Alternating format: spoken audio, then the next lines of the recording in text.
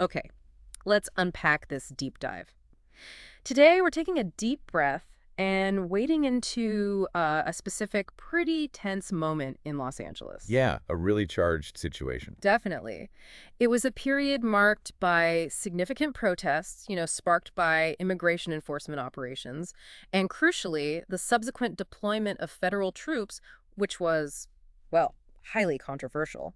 And we've got this collection of source material here. It's quite a mix, isn't it? Snippets from network talk shows, international news, political commentators. A real cross section. And what jumps out immediately, I think, is that these sources don't just report the facts. They offer these really stark, sometimes clashing perspectives. It shows how the exact same events can be seen and talked about in, well, wildly different ways. Totally depends on who you're listening to, right? Exactly, which lens you're looking through. So our mission here, using the sources you've provided for this deep dive, is kind of twofold. First, just pull out the key information, what actually happened according to these accounts, the sequence of events. And second, and maybe more complex, is to understand the different, often conflicting angles and narratives.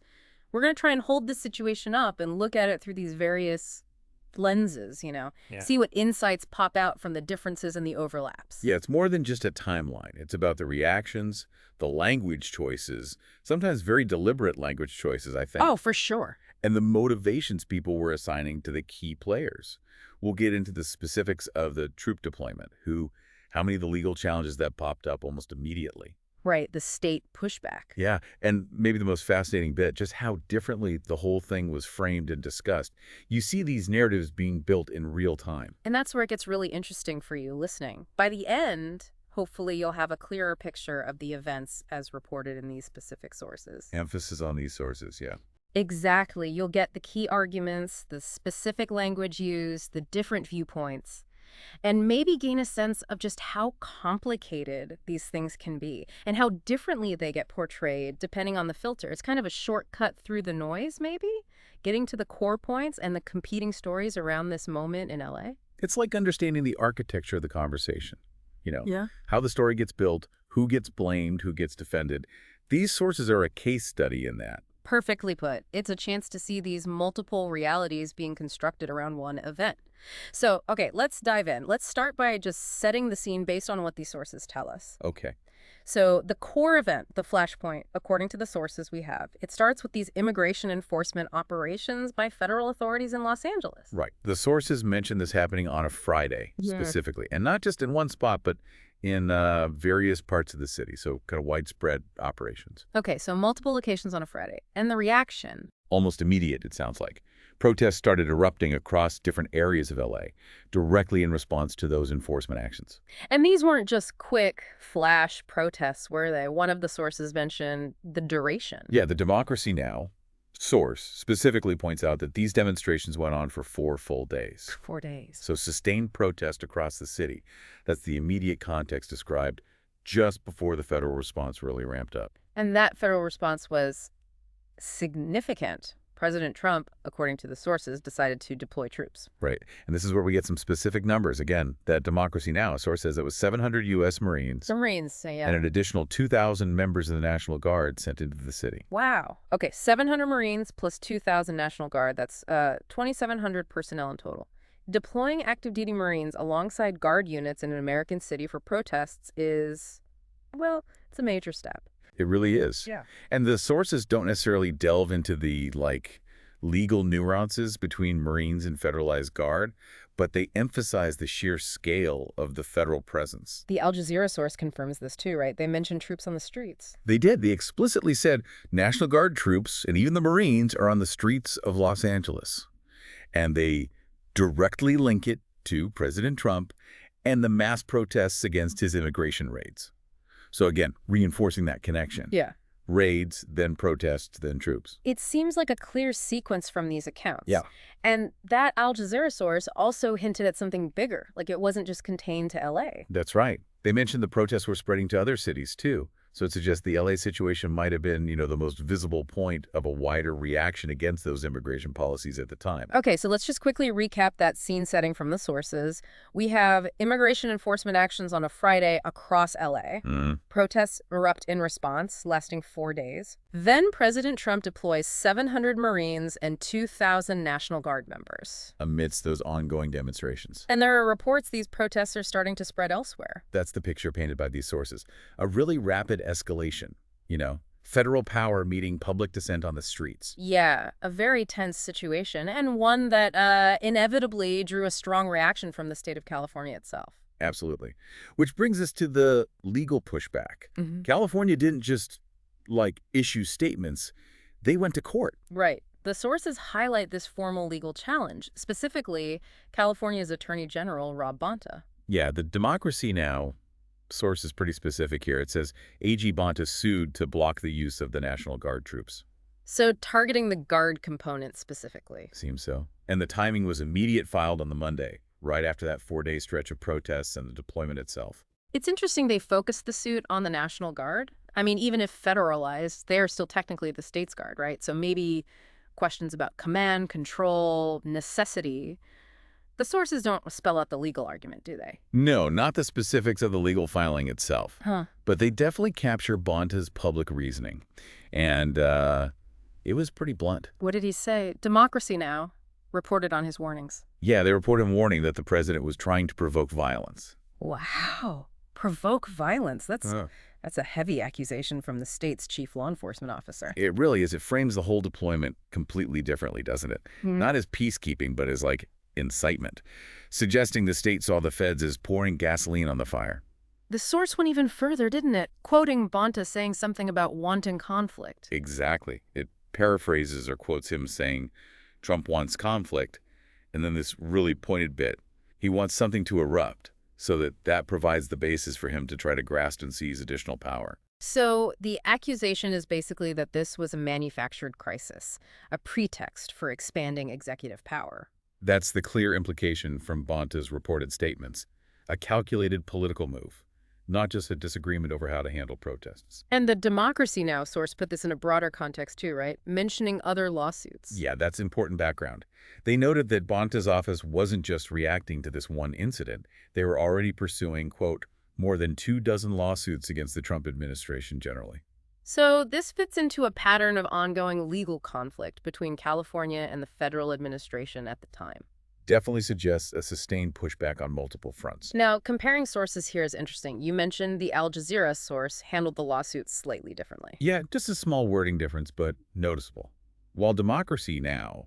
Specified AG Bonta suing over the National Guard, Al Jazeera, when talking about the deployment and protests, just says California's governor is suing him. Governor, not AG. Could be shorthand. Or maybe a related but separate action. Could be either. The sources don't clarify that nuance. But the takeaway from both is clear. California, at a high level, mounted a formal legal challenge against the federal deployment, a significant state versus federal confrontation. And the message coming from California, voiced by Bonta in that Democracy Now! Piece, was one of deep suspicion about the motive behind the troops being sent in. A concern it would make things worse, not better. Right. It's a legal fight, framed in really stark political and social terms. Navigating all these different sources and angles, it can be tricky, can't it? Especially when things are moving fast. Absolutely. And that's actually why having support for shows like this is so important. It allows us the time to actually sit with the source material you provide, compare the accounts, and try to piece together these different perspectives. Yeah, it really does. It makes this kind of detailed analysis possible. So we just want to take a quick moment here to thank our sponsor, AdNote for Writer. Insert sponsor segment here. And we are back, diving into the different ways the events in Los Angeles, the protests, the troop deployment were framed and discussed across the sources you provided. We've got the basic timeline, the legal challenge, but now the narratives. Right. And this is where, like we said, you really see the different lenses being applied. These sources aren't just reporting. They're interpreting, assigning meaning, choosing specific words. Shaping the story. Exactly. They're shaping how you, the listener, might understand what happened and why. Okay, let's start with the View. The source snippet mentions their discussion highlighted a very modern problem, didn't it? About information itself. Yeah, it notes the co-hosts were questioning, if videos and posts tell two very different stories about what's happening. Ah, the online versus offline reality gap or perceived gap. Precisely. It points straight at the difficulty of verifying information, especially visual information circulating online during a fast-moving, tense situation. Are those viral videos showing the whole picture? Are they accurate? Do they match the official story or even the story from mainstream news? It immediately brings up questions of trust, verification, context, basic media literacy, really, asking the audience to think critically about what they're seeing and where it's coming from. It speaks to that fragmentation, doesn't it? Yeah, Multiple streams of information, sometimes conflicting, all hitting you at once. Which narrative do you trust? it's a really important point to raise. Okay, shifting gears, let's look at the rest is politics source. They framed things in much more dramatic terms. Oh yeah, extremely high stakes. The source highlights this really attention-grabbing question they posed. Is Trump starting a civil war? Wow, okay, that's Right. subtle. Not at all. Putting that question out there, whether in a headline or the discussion, immediately frames the deployment in the most alarming possible context. It's not just about public order, it's about potentially pushing the country towards existential conflict.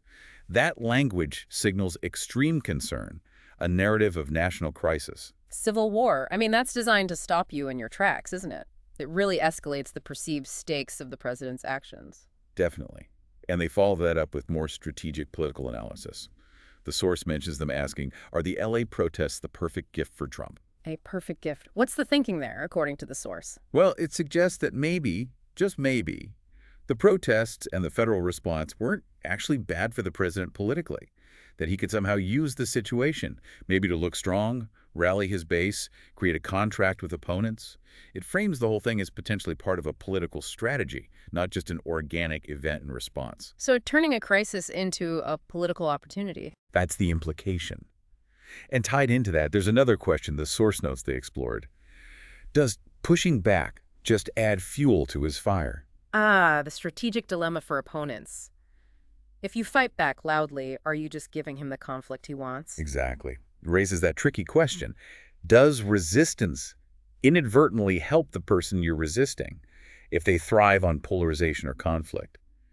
It suggests opponents were in a tough spot, damned if you do, damned if you don't, perhaps. So this source paints a picture of high-stakes political maneuvering, almost like a chess game, but with potentially dire consequences, very different from questioning social media videos. Very different analytical focus. Now let's turn to a perspective that uses very different language and offers a clear justification for the federal action. The Megyn Kelly Show, featuring commentator Miranda Devine. Right, and the language here is key, isn't it? The source notes they referred to the events as Anti-ICE riots in Los Angeles and the violence in LA. riots, not protests. Exactly. And that word choice, riots, is critical. It's not neutral. Protest suggests, maybe legitimate dissent, First Amendment rights. Riot implies unlawful, chaotic, destructive behavior that demands a forceful response. So by using riots, this source immediately sets up a narrative where the federal troops become a necessary, justified measure to restore order against violence. Precisely.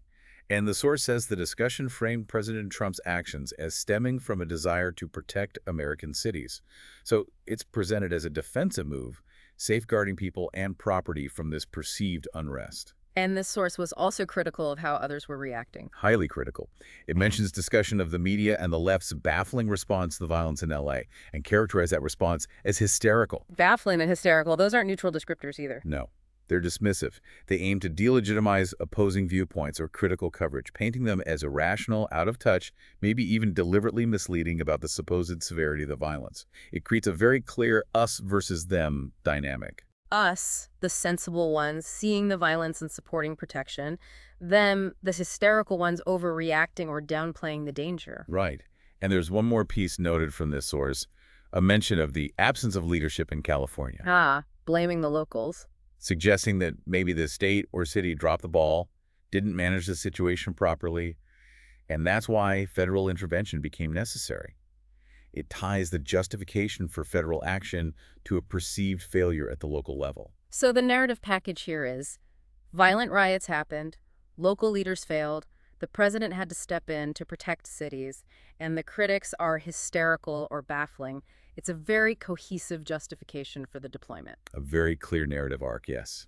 Now let's shift again to the BBC News source, which features Steve Bannon. This brings in a voice known for strong alignment with the former president. And his take was supportive of the deployment. Explicitly supportive, according to the source, bagging the decision to send in the National Guard amidst the protests.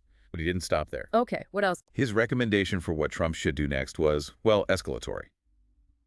The BBC reports Bannon said Trump should double and triple down today with ICE raids in response to the protests. Double and triple down on the very thing that sparked the protests. That was his reported recommendation. So the protests aren't seen as a reason to pause or reconsider, but as a reason to intensify the enforcement actions. A very hardline view. Meet dissent with more force. Okay. And the source also captured some specific claims he made when asked about the rate to protests. Yes, and the source is careful to attribute these directly to him. It reports Bannon claiming and apparently asking the BBC reporter to please write down, quote, there's 10 million illegal alien invaders came in here in 4 years. Illegal alien invaders, that's incredibly charged. Highly charged, yeah. Yeah. Militaristic, dehumanizing. It frames undocumented immigrants as a hostile invading force, which obviously serves to justify very aggressive measures against them. And he presented that 10 million figure as fact. So justifying the raids, justifying the response to protests against the raids, it all connects through that framing. And there was another controversial claim reported by the BBC from Bannon, this one aimed at local leadership. He apparently stated that the mayor of Los Angeles, Karen Bass, should go to jail. Go to jail for what? The source doesn't elaborate on his specific reasoning, but calling for the imprisonment of a sitting mayor during this kind of situation is extreme. It suggests he viewed her handling of the protests, or perhaps her opposition to the federal intervention, as criminally negligent or worse. That's extraordinary, but the BBC source didn't just leave it there, did it? They included a counterpoint. Yes, and this is really key. Immediately after reporting Bannon's claims, the call for escalation, the invaders' comment, the call to jail the mayor, the source notes that Mayor Bass has repeatedly said local police could have handled the protests. Ah, that direct contrast. Exactly. Within the same snippet, you get Bannon demanding more federal force and attacking the mayor, versus the mayor asserting local capability and implying the federal intervention was unnecessary. It perfectly captures that clash. Federal interventionist narrative versus local control narrative. Okay, one more perspective to cover the Al Jazeera inside story source. This one sounds like it took a different approach structurally, more of a panel discussion. Yeah, framed as a discussion with experts. The source indicates the program touched on the key elements. Troops on the streets, the lawsuits again, mentioning the governor suing, in their account, the spreading protests, and it ended with the presenter asking, could this crisis worsen? So covering the bases, but maybe aiming for analysis rather than just commentary, who were the experts mentioned? The source lists Peter Eliasberg from the ACLU. Okay, civil liberties perspective. Claire Finkelstein, a professor of law. Legal and constitutional angle. And Mark Feifel, identified as a Republican strategist. Political strategy viewpoints, okay. So bringing together those different fields, civil liberties, law, politics, suggests an attempt to provide a more maybe structured, multifaceted analysis of the situation and its implications compared to the more single viewpoint commentary sources. Even with that closing question about the crisis worsening, the guest list implies an effort to get different kinds of expert takes. Right. So yeah, looking across all these sources, wow, same basic events, raids, protests, troops, lawsuit, but filtered through such incredibly different lenses, different words, different motives assigned, different conclusions drawn. It really lays bare how narratives get constructed around contentious events, doesn't it? And this is where we can maybe step back and connect some dots. What does comparing these accounts really tell us about how these things are perceived and communicated? Well, the first thing that just screams out is the power of language, right? That protests versus riots distinction we keep coming back to. It's fundamental. It really is. It's not just a word choice, it's a framing device. Protests opens the door to legitimacy, grievances, rights. Riots slams that door shut and justifies force, often dismissing the cause entirely. You can almost predict the source's overall stance just from that one word choice. And then the motivations attributed to President Trump, just completely opposite ends of the spectrum. Totally. Was it protect American cities, like the Magin Kelly source suggested, a defensive protective measure?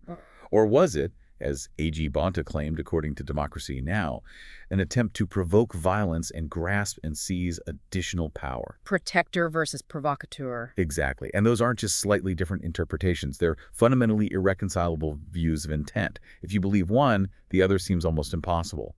And that core disagreement over why it happened makes any consensus on whether it was justified basically impossible for audiences consuming different media streams. We also saw that clear tension between federal power and local authority. Bannon calling for more federal action, Mayor Bass saying local police had it handled. Right. That raises the perennial question, doesn't it? When is federal intervention in a local situation necessary or justified? Was there a genuine failure locally, as some sources implied? Or was it federal overreach, stepping on the toes of capable local authorities, possibly making things worse, as others suggested? The sources really capture that debate. And looking at all this, it feels like the sources themselves become part of the story. They're not just reporting on the battle, they're participating in the battle of narratives. That's a great way to put it. They're actively framing, selecting language, attributing motives, positioning themselves. You see these interpreter frameworks getting slapped onto events almost instantly. Certain words get chosen, certain details amplified, others ignored or attacked. It's a real-time demonstration of how public discourse becomes this contested space, especially during tense moments. Recognizing those frames, the language, the potential agendas, that seems like the crucial skill here. Absolutely. Which leads us right into why this deep dive actually matters to you, the listener. Why should you care about the deployment specifics or Bonta's lawsuit or how The View versus Bannon framed it? Well, because in today's world, you're drowning in information, right? Headlines, social media posts, sound bites, they all reflect these different frames. Understanding how the same event gets spun so differently helps you become a more critical consumer of all that information. This LA case study is just one example of those dynamics in action. It touches on bigger themes, too. That tension between federal and state power isn't going away. The arguments around immigration enforcement, the use of military or militarized forces domestically, the intense political polarization shaping how we even talk about protests, these are all live issues. This incident illustrates those dynamics. So, by going deeper than the headlines, by looking at the specific claims, like the troop numbers, Bonta's provocation, quote, the Civil War question, the riots framing, Bannon's extreme statements, the ACLU lawyer on Al Jazeera, you get a much richer, more nuanced picture. You see not just what supposedly happened, but how the story of what happened was fought over. You see the political forces, the narrative strategies at play. And hopefully that empowers you, the listener, to ask better questions about the news you encounter every day. What's the language being used? Whose perspective is centered? What's being left out? Why is this story being told this way? It helps you move from just passively receiving information to actively analyzing it, developing your own informed perspective instead of just adopting one of the prepackaged frames. Exactly. Which brings us, fittingly, to our final provocative thought for this deep dive. Okay. Considering everything we've just unpacked from these sources, especially those starkly opposing views on the purpose of the troop deployment protection versus provocation, right? And remembering that strategic question raised in one source, does pushing back, does criticizing the action just add fuel to the fire, potentially playing into the hands of someone seeking conflict? Yeah, that complex dilemma. So when you are faced with situations like this, deeply conflicting accounts, fundamental disagreements about intentions, where even opposition itself is framed as potentially counterproductive, it raises a big question for you personally. In that kind of polarized, messy information environment, what tools, what mental strategies, what approaches do you actually use to navigate it all? How do you try to make sense of things and form your own understanding when the narratives are so fundamentally at odds? It's a tough question. Do you consciously seek out opposing views? Try to find objective data points, assuming they even exist and aren't contested. Analyze the source's bias. Maybe just trust your gut. What's your process for dealing with that information overload and narrative conflict? It really puts the focus back on your own role in making sense of the world when clear consensus is missing. Something to think about. Definitely food for thought. And that wraps up our deep dive into the sources surrounding the troop deployment in Los Angeles during those anti-ICE protests. We really hope unpacking these different perspectives and how the narratives were shaped has been useful and maybe sparked some thinking. Yeah, thanks for sharing the source material that let us explore this, and thanks for joining us. Keep asking questions, keep looking deeper. We'll catch you next time for another deep dive.